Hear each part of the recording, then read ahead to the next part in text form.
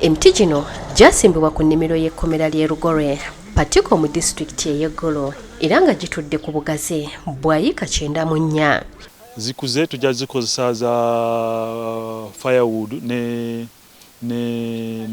mbaawo ya kuzimba mayumba ga staff nga station zirala zeetaaga mbaawo wajja wano ne bagikima. Emiti gino bagamba nti gyakuyamba nnyo mu kutonnyesa enkuba mu kitundu kino n'ebitundu ebiriraanyeewo okukendeeza ku kyeya ekibeerawo mu kitundu kino nga singa abasibe bava mu kkomera batwala enkola eno mu maaso kijja kuyamba nnyo ekitundu kyonna. Kola farming tuyagala enkuba etuyambe ku nnimiro za kasooli.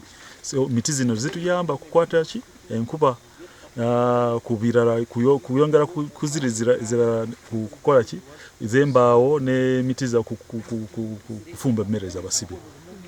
Ng'oggyeko emigaso egyekuusa ku butonde bw'ensi ate era bagyeyambisa mu kufumbira abasibe nga mwe bajja enku ze baweereza kumpi amakomera agasinga mu ggwanga. Abasibe bayiga kusimba miti zino nga bakola wano bayiga kusimba miti bajja wano ne bayiga ngeri y'okuspacinga ngeri y'okusimba the holes the depth ne bitukola wano wonna ng'agenze eka ye asobola kutandika wood lot ye.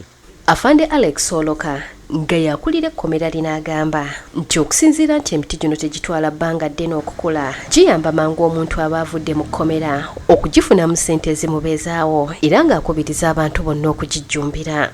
Kati zino zimaze emyaka nga 7 kati oziraba kati osobola kufunamu poles z'okuzimba. So myaka 7 si myaka nyingi omuntu asobola zikola n'agifuniramu. Frank Baine nga ye mwogezi w'ekitongole ky'amakomera agamba nti enkola eno eyambye nnyo ekitongole ky'amakomera okukendeeza ku nsimbi ze baali basaasaanya ku kugula embaawo ebikondo ssaako n'enkwe ezeetaagibwa mu kukola emirimu gy'amakomera mu ggwanga. Naye emyaka ng'eno emabega abakulembeze baffe ne basalamu ne baleeta ekiteeso ekirungi kati ba osi engeri gye tulina ettaka bakuba amataffaali banoonya omusenyu n'ebibira kuba omunaava emiti eginaasereka ennyumba kati bwe kiba kituusaawo headquarter ereeta amabaati ereeta seminti amayumba bagamaliriza. Ziwa